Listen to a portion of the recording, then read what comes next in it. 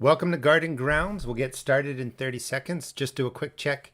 Make sure you guys can see me, hear me. Looks like everything's working on this end. Just going to set up the chat real quick. Garden Grounds is my public Q&A for gardening that I do every second and fourth Thursday of the month. And if you subscribe, you can ask any question you want during this 45 minute period about vegetable gardening. Today's light topic is going to be, when do you start seeds indoors? I'll talk about that, but mostly I'll be taking a lot of your questions. And I'm just getting the chat set up here. It's really important. A lot of people sign on, which is wonderful, except I can't answer every question. So if you put a question out there in bold, just put question before the question. This way I can pick it out of the chat. If you like this format, I have perk memberships. You'll see some people with stars next to their names. They are perk members. For $3.99, the lowest tier, I do this format 4 or 5 times a month with a small group, usually about 20 people. And it's really for mentoring, and I can help you, build your gardens, grow your gardens over the season. All right, so looks like we are ready to go. Let me put out too. Here's my blog. On the blog right now, there are several posts on direct seeding, building a soil temperature chart. When do you put transplants outdoors? A lot of information that will help you guys figure out when to start your plants indoors. And the bottom line is we start seeds indoors because it's too cold. The seeds won't germinate outside for 3, 4, 5, 6, even 8 weeks. We germinate them inside at 5 or 7 days. They grow for usually around 6 to 8 weeks, and then we get them outside into the right soil temperature. So when you're figuring out when to start indoors, you are really picking a time when your garden is at the right soil temperature. That top 2-4 inches, again, go to my blog. I'll throw it back out there again for more information on that. But basically your cool weather crops like, 50-degree soil, that top 2 inches, that's, I think, about 10 degrees Celsius. And then your warm weather crops, your tomatoes and peppers, which you would start later. I'm in Maryland Zone 7. I'm going to show you some examples of the cool crops I've already started. Your cool crops, your warm weather crops, tomatoes, peppers, like soil temperature that's about 65 degrees Fahrenheit, 18.5 degrees Celsius. So they don't get started till later. All right, before I get on talking about when to start seeds, again, that's just a light topic. I talk about, answer questions on that, talk a little bit about it. But this is really for any gardening question you have. So let me take a look. Deborah, what are your thoughts on the cloth starter cells, the small ones? I'm not exactly sure what they are. I sell 1 quart fabric pot starters, and they're big, and I use them. Let me switch over to the right camera view here. And they're big. They hold a lot of soil. I use them to grow large transplants, my tomato transplants sometimes.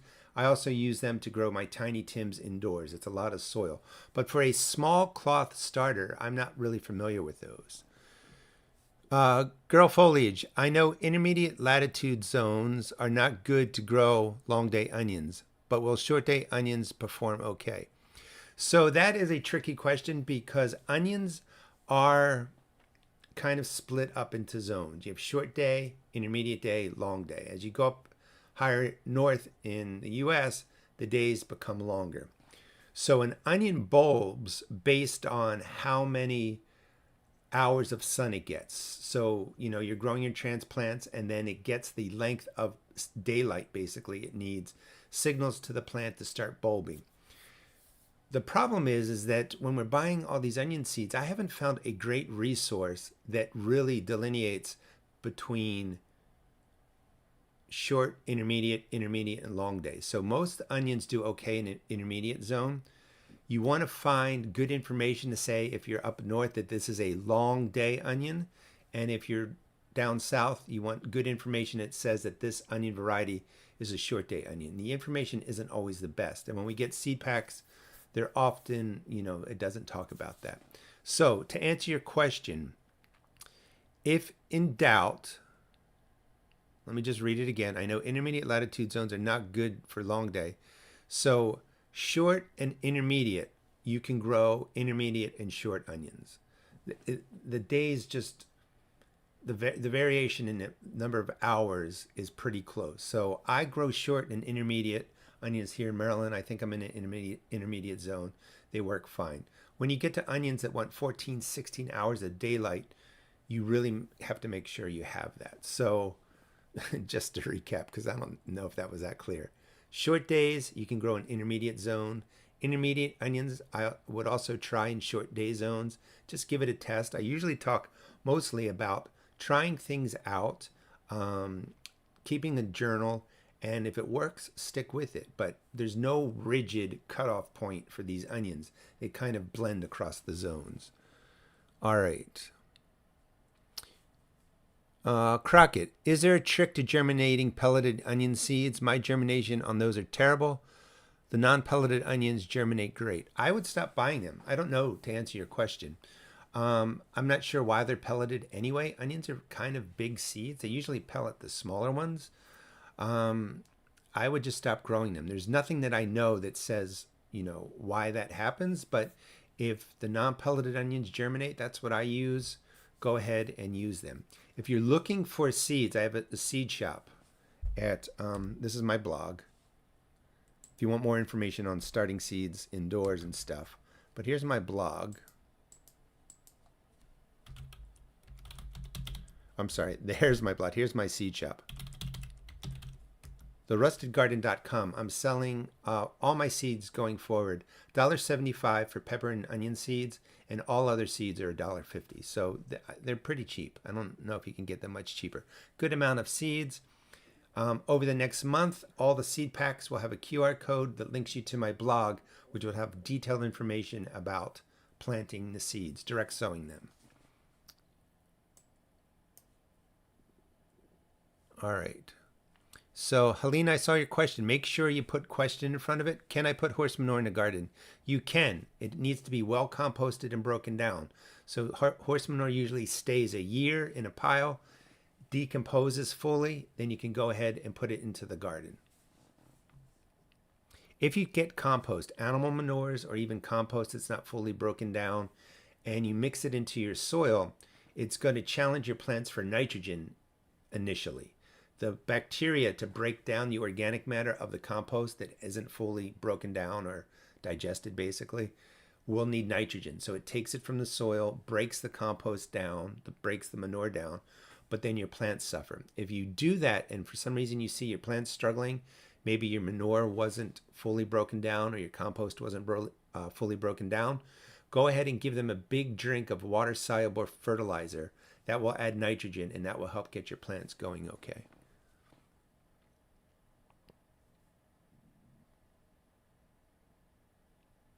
All right, I'm finding where I left off here with the questions. Again, the questions fly through here pretty quickly. Mountain View, is it okay to start winter sowing outside now? I mean, it's going to depend on where you are. Like right now, it's been single digits here in Maryland. Below minus 12 Celsius, below 10 degrees Fahrenheit. I can put everything out I want to winter sow. That's still way too cold.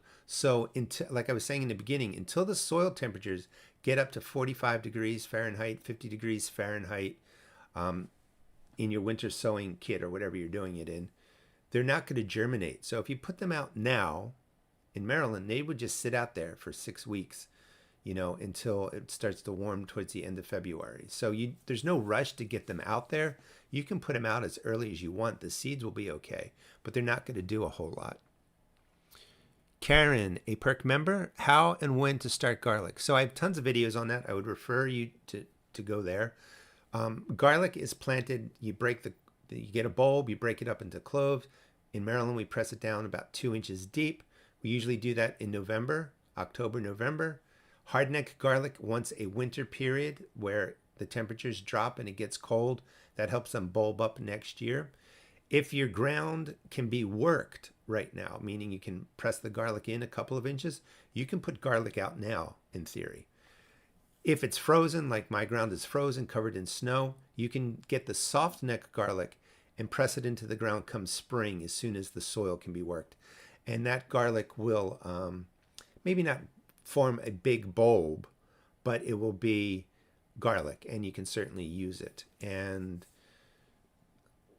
let me just think real quick. I mean, generally speaking, 2 to 4 inches deep, 6, 8 inches apart, that's perfect for garlic. And you can grow it in containers.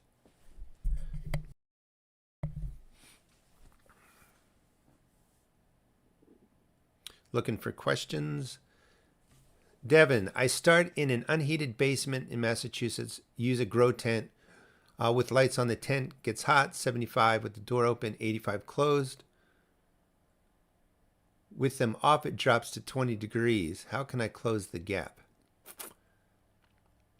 Those are hot lights. So the problem is, and let me talk a little bit about starting your leafy greens as I answer it. So these are leafy greens that were started in a foil container. These are greens that I'm eating. I have a video on this if you want to check out my channel, how to set this up. These were planted into the starting mix on 12/2. So do the math, that's 30 days. That's 53 days. What is that? 7.5 weeks. These are pretty full size. You don't necessarily want your transplants to be this big. They are larger because they have a lot of soil to grow into. The larger you start your seeds in, the larger container you start them in, the cell that you start them in, the bigger they're going to get. Lettuce, you want to, and most of your leafy greens, most of your cool weather crops, 6 to 8 weeks into the starting mix before they would go out into your garden. Now, these were started on 1/5. There's endive, some lettuces, kale, spinach, different plants. So this is what they look like, 18 days later. So they're getting to a good size. The problem with a grow area that's 75 or 85 degrees when it's closed, or a warm seed starting station. My temperatures here are 65 degrees Fahrenheit, 18.2 degrees Celsius. And that is warm for your cool weather crops. So sometimes with the warmth, your seeds get a little bit leggy and flop over. They're going to be okay. If you're starting the cool weather crops in 75, 85 degrees, you might get really tall, leggy plants that are going to fall over. That's because of the heat. So to answer your question, I mean, the venting, I mean, I would try and keep it open. 75 degrees is better than 85 degrees. There's no reason to keep it at 85 degrees. And then figure out how maybe you can vent it more to drop the temperature down. You really want to be at about 65 degrees. That works for cool crops. That works for your warm crops. Peppers would like a little bit more warmth, but they still germinate at 65 degree Fahrenheit. I don't have a perfect answer for you. I can only give you the general temperature range, and 65 degrees Fahrenheit, 18.2 degrees Celsius is a good warmth around your seeds. Any tips on growing peanuts and banana plants in our zone? No, nothing for bananas. I don't grow them. Peanuts I do grow. The tip for peanuts is you want to do transplants here in Maryland. And you have to look for them, or you want to seed start them. I don't seed start them. I know a place where I can get peanut transplants. Peanuts also send out, not technically called runners, but they send out stems from the base. You do want to mound up the peanuts a little bit, and you will get more peanut production that way. I do know new seeds germinate on top of them. The roots are really fine. They go through that fabric. So now you have weeds on top of the fabric, and then roots going through the fabric. And then when you pull up those weeds, you pull up the fabric. It looks a mess. I hate it. I did it in part of my garden around the blueberries, thinking it wouldn't be an issue. It's just not worth it. If you have plants like thistle that send out runners, they can get energy because some of them will grow away from the barrier. They put out runners. The plant gets energy from the sun. they still come up through the fabric, not always penetrating it, but they just make it look a mess. So the fabric, in my opinion, just doesn't work. And it's really a plastic product that we don't need. I would rather just lay down 2 inches of cardboard, put mulch on top. It's good to smother out anything under there. New weeds will come eventually, but they're easy to pull out, and then you're not spending any money on the fabric. So again, make sure you guys put out a question in front of it, but I saw this one. What fertilizers to use on my seedlings indoors, indoor garden, tomatoes, other plants. So I'm affiliated with AgroThrive. In this video description, any of my videos, I recommend them for a organic water-soluble fertilizer. You want a water-soluble fertilizer, it's immediately available to the plant. I don't recommend anymore putting anything into the starting mix. I prefer a sterile starting mix, and then I feed the plants the water-soluble. Just follow the directions as you wish with the water-soluble organics, because they're usually low. They're usually below a 555 NP and K. You can cut it in half. They don't need a whole lot. So don't overdose your seed starts with fertilizer. If you're using the chemical types, perfectly fine. They're really high. They're like a 25, 8, 12 NP and K. You want to cut that down to 1/4 of a strength. So if it says use a tablespoon, use 1/4 of a tablespoon. If it gives you directions for indoor plant use, go ahead and follow that. But you want a really low NP and K water-soluble fertilizer. I usually start watering my plants with a fertilizer. So these are 18 days old. About, I don't know, 10 days after germination and they're growing. They use the seed coat for fertilizer initially. About 10 days after, I will fertilize these about once a week with a water-soluble fertilizer. Yeah, with a water-soluble fertilizer. If I'm growing indoors, something this size, they're getting fed, 2 or 3 times a week with a light water-soluble fertilizer. And I do. Again, please check out my channel. I have lots of videos on it that detail it more than what I just said. How do I know when to pull up beets and radishes at harvest time? Thank you. So you can pull radishes up any size. I mean, you can eat the leaves, so that's up to you. You're usually waiting for them to get, the size, not really of a golf ball. Some of them get to a golf ball size, but you're looking for a nice round size, unless you're growing the oblong ones, which are the French breakfast. Just look for them to be a size that you like and go ahead and pick them. Beets can be eaten small. They can be eaten large. It's really up to you. So you can't really do anything wrong. I grow beets sometimes for through the whole summer. So I plant them in the spring. I harvest some early summer. I let them grow. They stay there. They get a little bit bigger. Middle summer, late summer, I harvest them. So I'm harvesting them at all different sizes. But there's not a point that you have to be like, oh, I got to harvest this vegetable on this day at this time. Some vegetables, like your leafy greens, and that's one of the things I want to talk about today. Your leafy greens, lettuce, spinach, kale, collards, even though broccoli, you can eat the greens, cauliflower, Brussels, cabbage too. They like the cool weather. They grow the best. They taste the best. If the warm weather comes and starts warming the roots of your lettuces and your leafy greens, they often send up flowers. The flavor changes. It becomes bitter. So there is timing more, with the leafy greens. Over here, I have, these are planted on December 2nd, spinach. These would make nice transplants. Just cut them out, put them into the ground.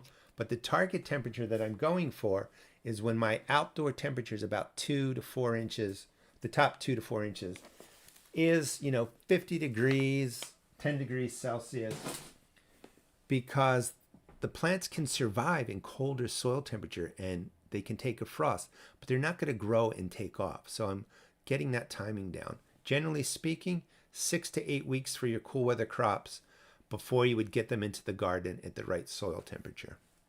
Oh, and let me just add too, this is really important, that if you're growing anything under grow lights, after 6 or 8 weeks, they don't know what the UV, the ultraviolet rays of the sun are, so they will get damaged. you have to acclimate anything grown indoors to the outdoors over about a week's period. I have lots of videos on that. I have over 2,000 gardening videos. So just put in a keyword and you should find information. But you have to acclimate them slowly to the sun for a week and the outdoors before you put them into the ground. If you go right from the indoors into the ground, it's a sunny day, it's 60, no clouds, the sun's going to actually kill your transplants most likely. All right, so again, this is Garden Grounds. I do this every second and fourth Thursday at 11 a.m. This is a public event. There's a lot of questions. I stay on for about 30 to 45 minutes. We still have plenty of time. If you want to do a super chat, I will take that question first. You may notice people with stars next to their name. They're perk members. There's a tier 1 perk membership you can get. Just look for the join button under my videos.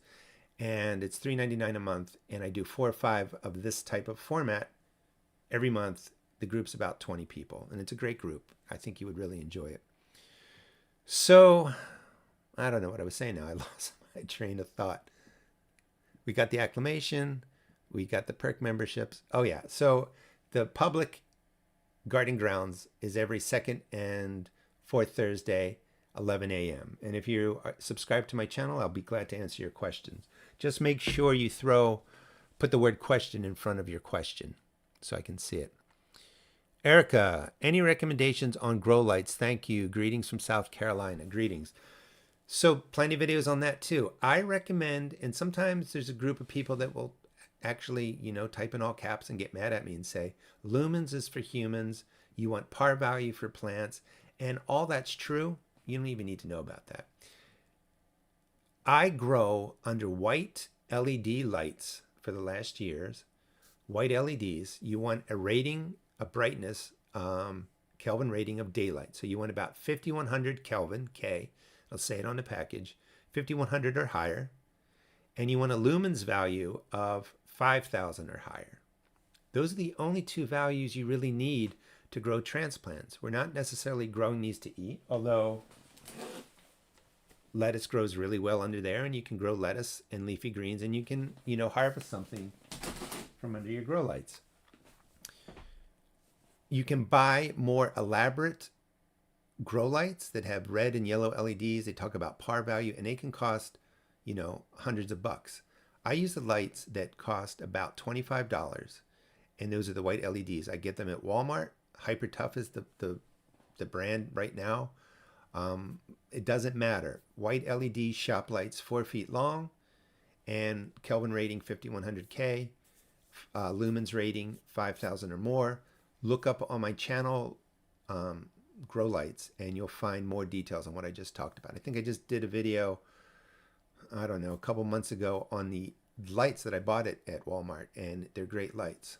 They actually are 10,000 lumens. They're really bright, and the plants here, we're growing under them, and I'll get to more questions in a second. So this is kale and broccoli and stuff all going great. These are peas. One plant you don't want to start 6 to 8 weeks before, and these are sugar snap peas. You can see the roots. They were started on January 5th. This is too much growth. You don't want pea transplants to look like that. You want pea transplants that just break the surface. They germinated, you get them into the ground, you let them go. This plant's going to get all beat up from the wind, from the sun, even if you acclimate it. The root systems are all coiled. They're not spread out. They're going to get torn. They're going to get damaged.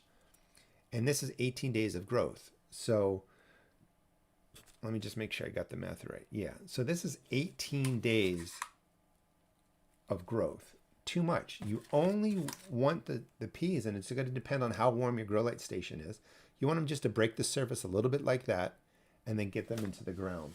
The thing that you're doing with peas is they can go out really early, and if you put them into the ground early, they won't germinate until it warms up. The cold soil, the moist soil, the wet soil may rot your pea seeds. So by germinating them for a short period of time indoors, putting them outside, they're going to get to grow better. You're not going to have to worry about them rotting. And it helps speed up the process.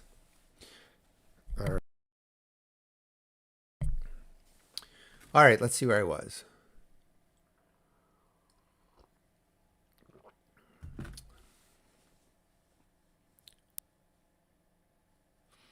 Bridget, again, guys, put questions in front of there so I don't miss it. If you see I missed your question, you can repost it.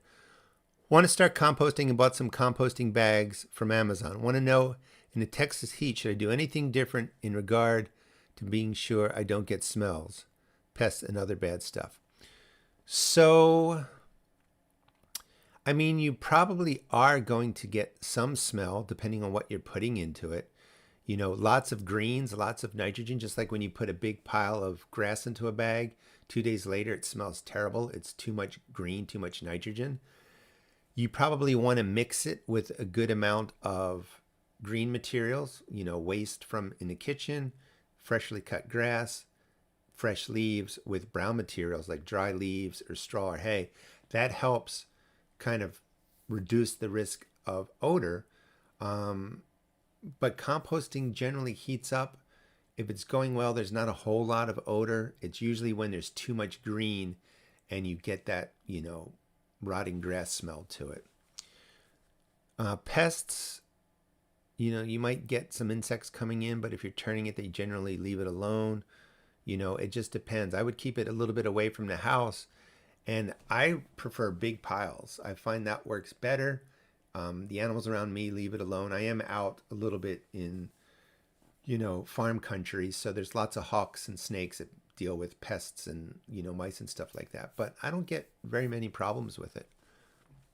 You can put horse manure in a garden, but I mentioned that earlier. It has to be fully composted and broken down. All right, trying to find the questions again.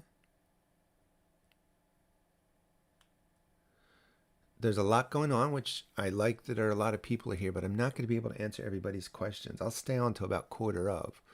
Let me find out where I was. All right.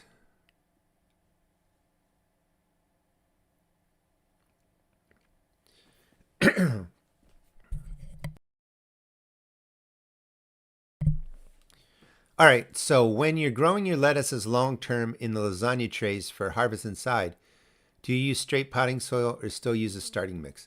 It's starting mix. I mean, I just did a video on 4 ways to make a starting mix. Starting mix, potting mix is very similar. They're peat-based, cocoa coir, different things in it. The only thing that I make sure I do is I put boiling water into anything that I'm using to start seeds on indoors. You want to kill out the fungus gnats problems. Sterile soil is fine for indoor growing. I also have people that tell me microbes are important and why am I sterilizing the soil and all that. I'm sterilizing the soil indoors because this is not a natural growing area. There's no good insects. There's no bad insects. They don't, you know, neutralize each other. Fungus can take over. So you want a sterile mix. Water soluble fertilizer. Your plants will do great. You get your transplants. I use that on the lettuce that I just showed you. Once they're outside, they can get all the microbiology they want. You know, my garden's mostly organic, great soil life. So don't worry about the indoors. So potting mix or starting mix, either going to work. They're very similar. Just get what's on, you know, best fits your budget, and I would hydrate it with boiling water. Laverne, how do you start potatoes from the grocery store to plant? I do that all the time. Videos on it if you want to, you know, check out growing potatoes. But you basically, I mean, you basically bring them into your house and, you know, let them sit for, I don't know, maybe 4 weeks, 6 weeks before you would put them outside, and they're going to chit. That's C-H-I-T. They're going to have little green growth come up. That means they're getting ready to kind of put out their leafy greens to grow and, you know, grow to the sun. That's all you really have to do. I've even put potatoes directly from the store into the ground without that chitting process, and they grow pretty well. You do want to try and get organic potatoes. There's a myth that the non-organic are sprayed to keep them from sprouting. They don't do that. Potatoes are harvested so quickly and moved out so quickly, you know, there's no special spray that does it. In saying that, maybe somewhere at some time there was. But try and buy organic potatoes because they're not sprayed with anything really. They're just harvested, and they tend to do pretty well in the garden. When you go to plant them, I have lots of planting videos. I plant them 4 to 6 inches deep. Sometimes I cut them in half, let them scab and dry for a couple of days before I put them into the ground. That's a way to extend your plantings and save some money.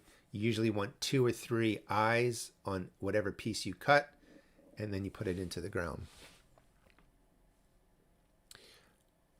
So, Sherry, what short day onions store well? I don't know. Maybe somebody in the chat can get that for you. Onions are going to vary on how well they store. Like Vidalias don't store well. The basic yellow onions that we get in grocery stores store well. So you have to really read about the variety and find out if it's a long storing onion or not. Amy bought 10,000 lumen light. I'm a bit nervous about burning the plants. Do I need to worry? I mean, I'm using 10,000 lumens, and start 2 inches, 5 centimeters above them. The light's most important when the seeds are waiting to germinate. Once they germinate, you want the lights to be pretty close for a good 7-10 days, so they're stocky, they don't get tall and leggy. Worst case is, as you're growing, I would do a test run now. Set your lights to about 2 inches, see how they do. If you notice the plants get burned, raise them a little bit. But I can tell you that I'm using 10,000 lumen lights, and I've not had any burning problem, leaf burning problem. And as the plants got bigger, they get closer to the light, still no damage. And if they did get to the light, you might get some damage on the tips, but it's not going to kill your plant off, so you're going to be okay.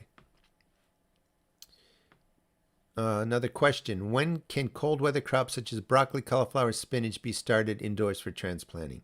So that's, the whole key for starting seeds indoors. All your cool weather crops can be started about 6 or 8 weeks before you're going to get them into the ground. Peas, like I recommend, just a short germination. Maybe arugula would be 4 weeks.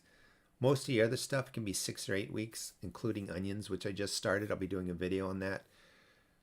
So you sit down in your zone and you think about when is the top 2 inches of my soil going to be about 50 degrees, just trending in that direction. The cool weather crops can still take a frost. You don't have to worry about a night that, maybe some frost comes, but you generally want the top 2 inches, 5 centimeters of that soil to be warming. And then you count back 8 weeks, and that's when you would start your broccoli. Again, go to my blog. And there's some information on there, and there will be more coming too on starting seeds indoors. I'm building charts now to put on there to help people. Deborah, when and how do I think about strawberries? This is the second year in a raised bed. So if they're in their second year, hopefully they send out a bunch of runners. Strawberries can take the cold. Like I was saying, it's like 10 degrees Fahrenheit here, single digits at night, really cold, stuff is frozen, strawberries survive. They're going to look beat up, but as spring approaches and the ground begins to warm, they're going to be some of the first plants to green. I would give them a big drink of any water-soluble fertilizer you want. Soon as the soil is not frozen anymore, it looks like the plants are coming alive, and get them fed. You don't need to feed them now or anything like that. And I would just kind of let them grow the second year where they're at.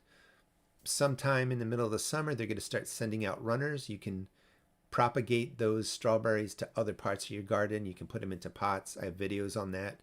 And then you can kind of save money because you've taken what you've planted, you've taken the baby plants, basically the runners, and you use them in other parts of your garden.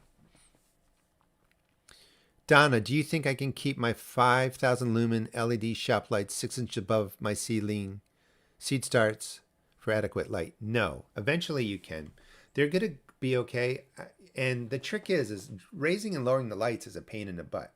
So I raise mine to the highest level I can on my shelf.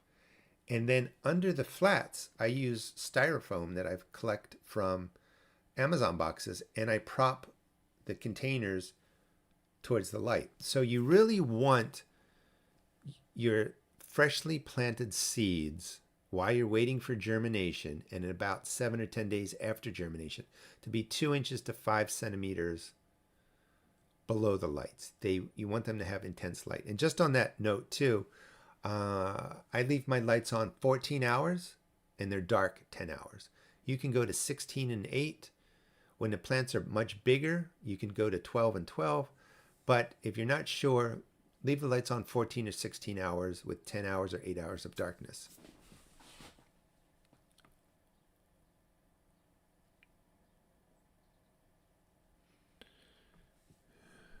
Okay, looking for questions.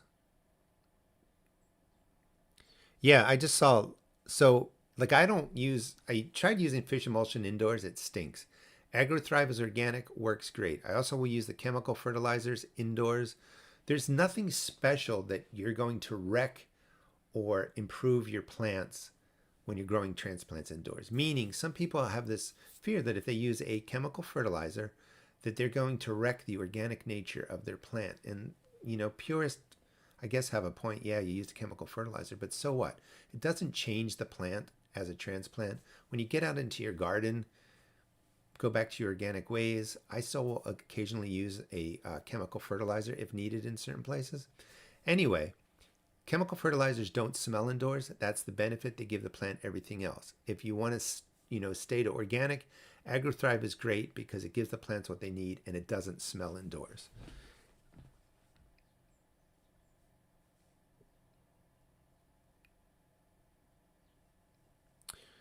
Rudy, and then, I just say this a lot because people are coming and going. Just put question in front of there so I don't miss it, but I saw yours. I'm moving to Delaware, starting from scratch. Enjoy that. Hopefully you're moving for a good reason.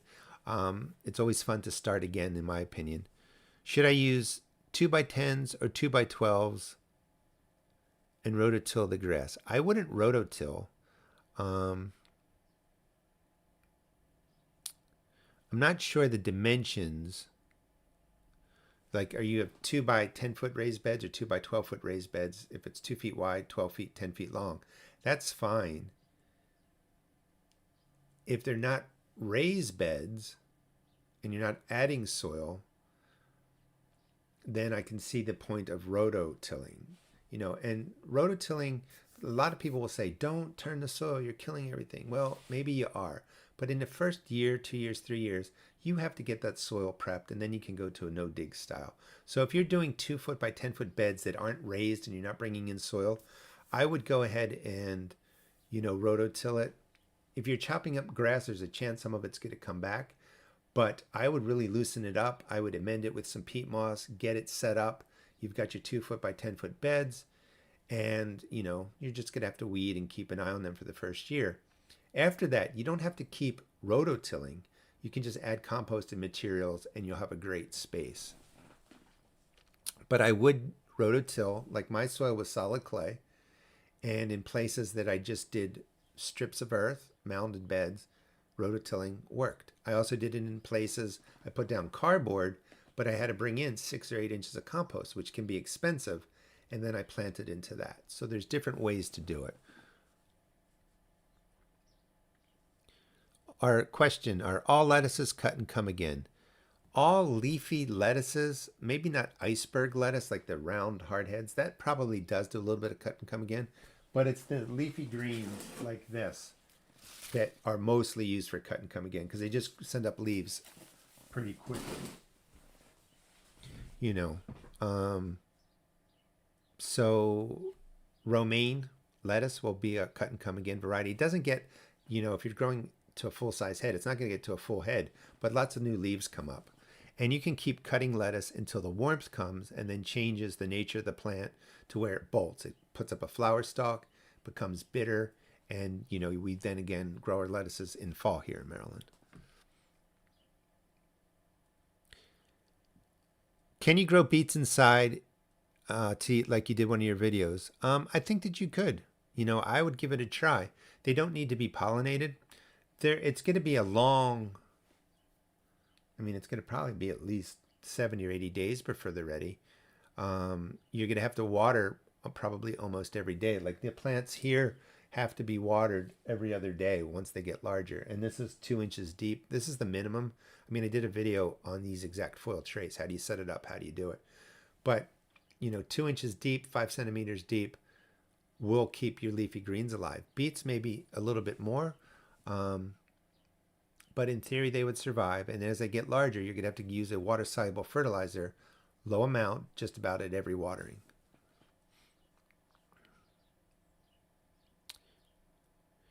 Ohio, is it too late to start onions by seed? No, you have time, and I just started mine here in Maryland. Be doing a video on that soon.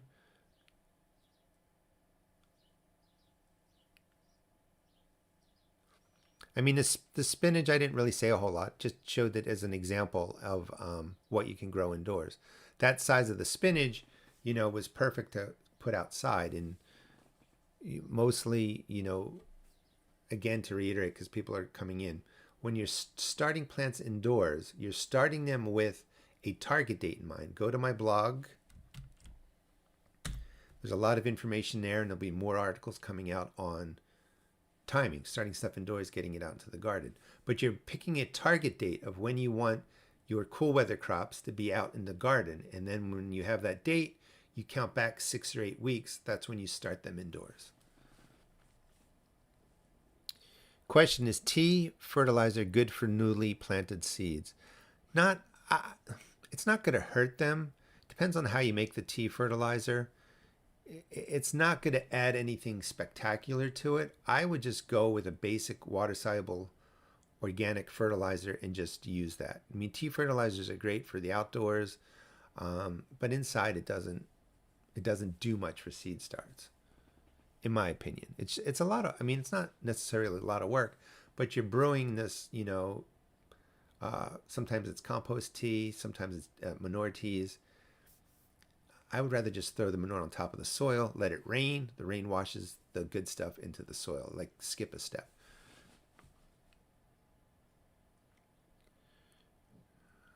All right, lots of stuff coming in. Oh, we're at 11:45, so we're going to finish up in the last 5 minutes. So sorry I can't get to everybody's question. If you like this format, I have perk memberships. $3.99 a month. I do this 4 or 5 times. Private chats, about 20 people. This public Q&A is every second and fourth Thursday, 11 a.m. And I also have seeds for sale at my seed shop right now. Tomato and pepper plant seeds are $1.75 a pack. All other seeds are $1.50 a pack. Sell these starting cells too.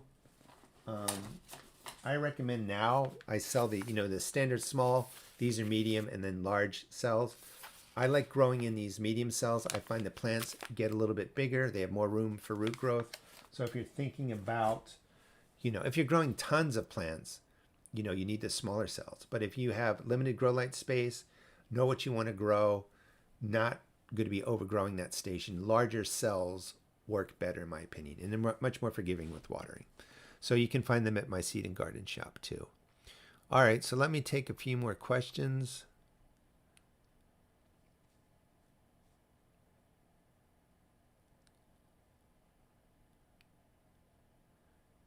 All right, just trying to find. Question, how do you water your plants in the sense of the volume of water needed for 25 trays? Do you use a hose indoor? No, I use a gallon container and I just fill it a lot. It takes a little bit of time, but that's how I use the fertilizer. And I got pretty good at being able to figure out how much water has to go into a tray for it to be sopped up. I don't have extra water in a tray that sits, and I kind of do it that way. Yeah, a 5-gallon bucket is a lot. I mean, you can hook a hose up to a faucet. It's possible, and water that way. But I tend to, I have probably 4, 8, 12. I probably have 20 flats, and I water them 1 gallon at a time. I use very more seeds. I've had trouble with different companies of seeds germinating at different times. So it's not always the company is bad. Sometimes you just get bad runs of seeds from different companies and they just don't germinate. But generally speaking, the Ferrymores have been fine. Why do my radishes grow leaves, not bulbs? There's no real answer to that. Sometimes radishes just do that. What I personally found is that I was giving them too much nitrogen, and I stopped doing that. I just used soil that had something growing in it, or I just plant right in it in the spring. Don't give them additional fertilizer, and my radishes seem to bulb more. But there's no real reason for that. For me, it tended to be a nitrogen issue, but for other reasons, it can be something else. All right, we are at 11:45. I will see all you guys next time, every second and fourth Thursday at 11 a.m. I'm going to look to grab one or two more questions here.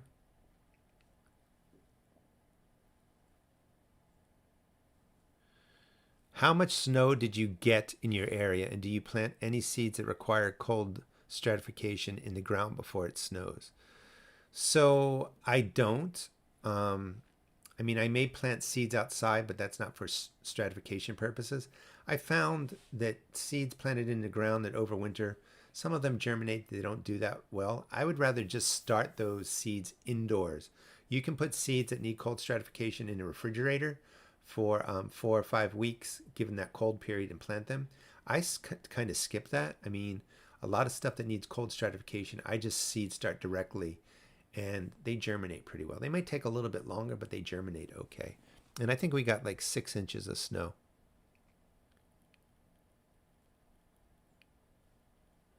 And last question, how is your greenhouse holding up from Costco? It's great. I haven't been in there for 2 weeks because it's been cold and it's been snowing. I have lots of plants in there that I planted in November. Some of them germinated. Some of them are similar to what we just talked about. Rather than going into my ground, I planted them into containers. They're sitting in the greenhouse. Some of them do need stratification, but they're perennial flowers. I just wanted to plant a lot in November, let them overwinter in my greenhouse. When the temperatures come, they will take off and grow, and I don't have to mess with them indoors. That's my form of sort of winter sowing. But the greenhouse is holding up great. Okay, don't sell seeds for hydroponics. And this will be the last question. Are you able to put the schedule you use for starting seeds and transplanting? I'm also in Maryland. So I don't have a schedule that I use. Because I'm making videos and stuff, I'm always planting and I'm always growing because I need the prop plants to show in the videos. But I'm starting most of my leafy greens cool weather crops now. And I'm targeting for Maryland getting plants in around the beginning of April. So I count backwards 4 weeks, 8 weeks. That puts me at the beginning of February. So, about now is when I'm starting my cool weather crops, but I don't have a strict schedule, I also start stuff, and let me end with this thought. If I love endive and I plant 24 cells of endive just like this, those 24 plants are going to go outside at the same time. They're going to mature at the same time, and I'm going to have to eat 24 endive plants at the same time. So I may start stuff early like this. These will be the first plants to go out. In about 3 or 4 weeks, I'll start some more endive seeds. They're going to be smaller transplants. They will also go out. And then when I'm outside planting transplants of different sizes, I'll put seeds in. And what that allows you to do is that allows you to get a longer harvest of your greens over a long period of time. It's called succession planting.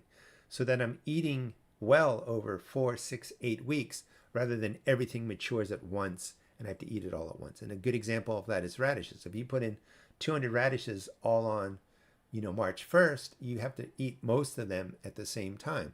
So put in 50, wait 10 days, another 50 radishes, wait 10 days, another 50 radishes, and they're going to be spread out over the season. All right, thanks for coming to Garden Grounds. I will see you all next time.